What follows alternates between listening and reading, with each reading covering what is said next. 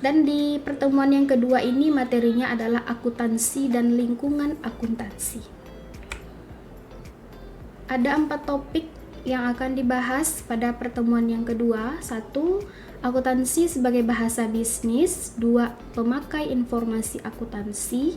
3. Kaitan akuntansi dengan bidang-bidang lainnya. Dan yang keempat, karir di bidang akuntansi. Nah, yang pertama adalah akuntansi sebagai bahasa bisnis. Saya tahu bahwa saudara melalui video yang sudah saudara kirimkan, ada saudara yang berasal dari SMK, ada yang berasal dari IPS, dan sudah tidak asing lagi dengan istilah akuntansi. Tapi ada juga beberapa yang sama sekali mungkin tidak pernah mendengar istilah mengenai akuntansi. Nah, yang pertama, pengertian akuntansi. Ada banyak pengertian akuntansi menurut para ahli, dan yang saya buat di sini adalah pengertian akuntansi menurut American Accounting Association. Akuntansi adalah proses mengidentifikasi, mengukur, dan melaporkan informasi ekonomi untuk memungkinkan adanya penilaian dan keputusan yang jelas dan tegas bagi mereka yang menggunakan informasi tersebut. Jadi dari pengertian akuntansi menurut American Accounting Association ini ada 2 inti. Yang pertama, kegiatan. Apa saja kegiatan akuntansi itu? Ada mengidentifikasi, mengukur, dan melaporkan informasi ekonomi. Ingat, mengidentifikasi, mengukur, dan melaporkan informasi ekonomi. Untuk apa hal itu dilaporkan? Yaitu kegunaannya adalah untuk penilaian dan pengambilan keputusan bagi mereka yang menggunakan informasi tersebut. Nanti akan lebih jelas, makanya kita lihat dulu poin berikutnya. Kenapa akuntansi dikatakan sebagai bahasa bisnis? Nah, tujuan utama dari aktivitas bisnis pasti memperoleh profit atau keuntungan. Tidak bisa tidak. Kalau tidak bisa beruntung, kenapa orang berbisnis, kan begitu. Kemudian, akuntansi itu berkaitan dengan masalah pertanggungjawaban dari manajemen pengelola perusahaan kepada pemilik perusahaan atas kepercayaan yang diberikan dalam melaksanakan aktivitas perusahaan. Jadi ada 2 pihak yang terhubung dalam suatu aktivitas perusahaan. Ada pihak pengelola perusahaan dan ada pihak pemilik perusahaan. Kemudian, untuk bisa mengetahui besar kecilnya profit tadi dalam aktivitas bisnis, maka proses pencatatan keuangan yang tersusun dengan baik dan benar sesuai dengan bukti-bukti yang ada akan memudahkan proses penyusunan laporan keuangan sehingga bermanfaat dalam pengambilan keputusan. Jadi, sebagai bentuk pertanggungjawaban si pengelola perusahaan kepada pemilik perusahaan harus dengan bukti yang jelas, harus ada laporan yang jelas sehingga tidak salah dalam mengambil keputusan bagi pihak-pihak yang membutuhkan informasi tersebut. Hubungan akuntansi dalam bisnis atau usaha adalah sebagai informasi keuangan suatu organisasi. Selanjutnya, dunia bisnis yang lebih berorientasi laba tentu memerlukan kejelasan dalam keuangannya, sehingga akuntansi dapat disebut sebagai bahasa yang menyediakan informasi untuk membantu investor dan potensial investor, kreditur, dan pengguna lainnya untuk menilai jumlah waktu dan ketidakpastian prospek perolehan kas dari dividen atau bunga dari penerimaan, penjualan, penebusan, atau pinjaman. Nah, dari pengertian bisnis dari pihak-pihak yang terkait dalam aktivitas bisnis suatu perusahaan, maka kita simpulkan kenapa sih akuntansi itu disebut sebagai bahasa bisnis. Nah, bahasa itu, language itu apa? Bahasa itu adalah suatu alat komunikasi, alat untuk menyampaikan informasi dari satu pihak ke pihak lain. Nah, begitu juga akuntansi dalam bisnis atau dalam sebuah perusahaan merupakan sebuah bahasa, yaitu alat yang digunakan untuk menyampaikan. Pihaknya siapa? alat untuk menyampaikan informasi kepada pemilik perusahaan dari pengelola perusahaan sebagai bukti pertanggungjawabannya. Atau kalau kita baca di sini, akuntansi disebut sebagai bahasa bisnis karena merupakan suatu alat untuk menyampaikan informasi keuangan kepada pihak-pihak yang memerlukannya. Semakin baik kita mengerti bahasa tersebut, maka semakin baik pula keputusan kita dan semakin baik kita di dalam mengelola keuangan, dan karena melalui akuntansilah informasi dikomunikasikan kepada pihak-pihak yang berkepentingan sehingga dapat mengetahui keadaan dalam suatu perusahaan. Jadi nanti di slide berikutnya akan saya jelaskan siapa saja sih pihak-pihak yang menggunakan informasi akuntansi ini. Nah, ada beberapa pihak nanti. Jadi intinya, kenapa akuntansi disebut sebagai bahasa bisnis? Karena akuntansi merupakan alat penyampaian informasi kepada pihak-pihak yang memerlukannya. Nah, nanti informasi yang dihasilkan ini digunakan bagi pihak-pihak tersebut untuk mengambil keputusan terkait dengan usahanya. Itu dia kenapa disebut sebagai bahasa bisnis. Karena tadi akuntansi itu adalah sebuah sistem mengidentifikasi, mengukur bukti-bukti transaksi. Nanti kita akan belajar apa saja siklus-siklus atau sistem akuntansi itu, sehingga lebih jelas kenapa disebut sebagai bahasa bisnis. Intinya, akuntansi disebut sebagai bahasa bisnis karena merupakan sebuah alat untuk menyampaikan informasi. Informasinya ini nanti outputnya adalah berupa laporan keuangan dan digunakan untuk mengambil keputusan bagi pihak-pihak yang membutuhkan. Selanjutnya, apa saja manfaat akuntansi untuk perkembangan bidang usaha atau bisnis? 1. Akuntansi itu menyediakan informasi keuangan untuk dasar keputusan manajerial. Yang paling penting dari stakeholder atau para pemilik kepentingan dari laporan keuangan itu tentu adalah manajerialnya sebagai bukti pertanggungjawabannya dan untuk dasar dia mengambil keputusan.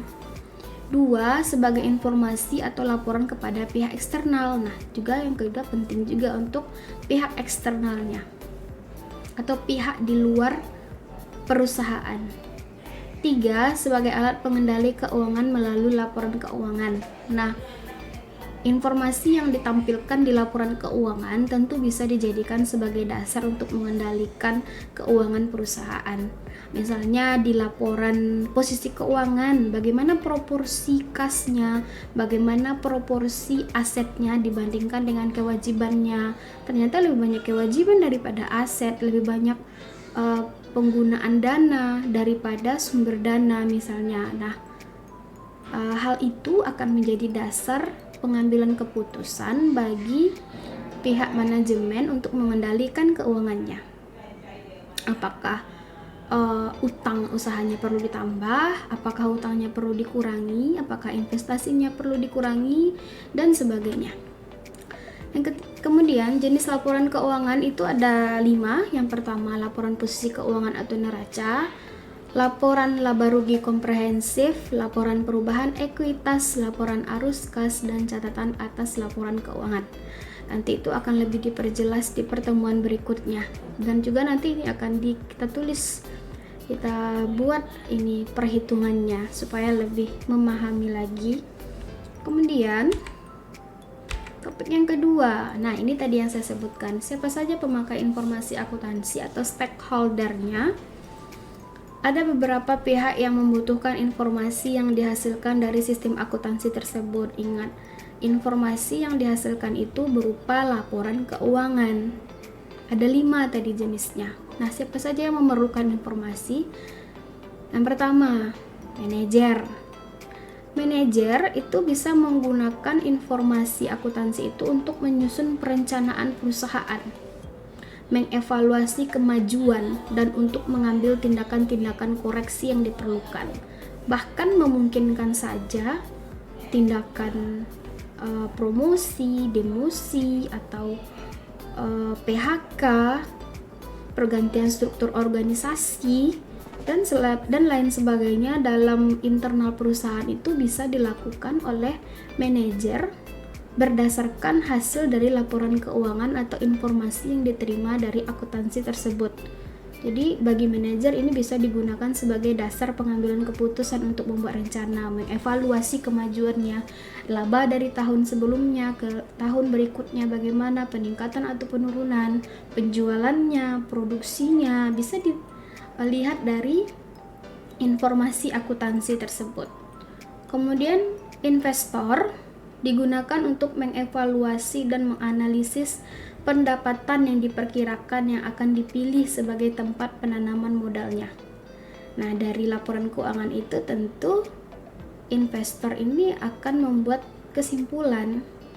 Dia akan menganalisis, nah ini kira-kira masih investasi lagi tidak di sini, mau ditambah lagi investasinya atau tidak, berdasarkan laba atau dividen yang diperolehnya. Kemudian instansi perpajakan digunakan untuk pelayanan pajak atau badan pengembangan pasar modal. Ya, ini terkait dengan pemerintah itu bayar pajak. Kreditur digunakan untuk menilai apakah kredit telah digunakan sesuai dengan tujuan yang telah disepakati. Nah, hampir sama dengan investor tadi, tentu kreditur membutuhkan informasi akuntansi berdasarkan laporan keuangannya. Ini bisa diberikan kredit atau tidak, bagaimana aset dari perusahaan tersebut dari laporan keuangannya memungkinkan atau tidak untuk diberikan kredit selanjutnya. Nah, itu dijadikan sebagai dasar pengambilan keputusan oleh kreditur. Pemakai lainnya, misalnya buruh, pekerja, harus mengetahui informasi labanya. Nah, bisa mereka meminta kenaikan gaji atau tunjangan-tunjangan lainnya melalui informasi akuntansi tersebut. Kemudian ada organisasi nirlaba dan lembaga-lembaga seperti lembaga keagamaan, yayasan, pendidikan. Biasanya CSR ya, Corporate Social Responsibility. Nah, itu biasanya terkait dengan informasi akuntansinya juga.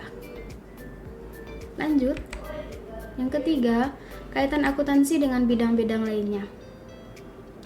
Seseorang yang berkecimpung dalam bidang pemasaran, keuangan, produksi, personalia, dan sebagainya tidak perlu ahli dalam bidang akuntansi, akan tetapi pekerjaan mereka akan lebih berhasil bila mereka memahami dengan baik prinsip-prinsip akuntansi. Setiap tingkat jabatan dalam perusahaan akan selalu mempunyai hubungan dengan masalah akuntansi. Semakin tinggi tingkat kedudukan seseorang, semakin besar kebutuhan untuk memahami konsep dan istilah akuntansi. Akuntansi mempunyai peran penting dalam masyarakat modern dan secara umum dapat dikatakan setiap pihak dalam suatu organisasi akan dipengaruhi oleh akuntansi dengan berbagai cara. Akuntansi dewasa ini memiliki peran sebagaimana matematika dalam kehidupan sehari-hari. Jadi bahkan dalam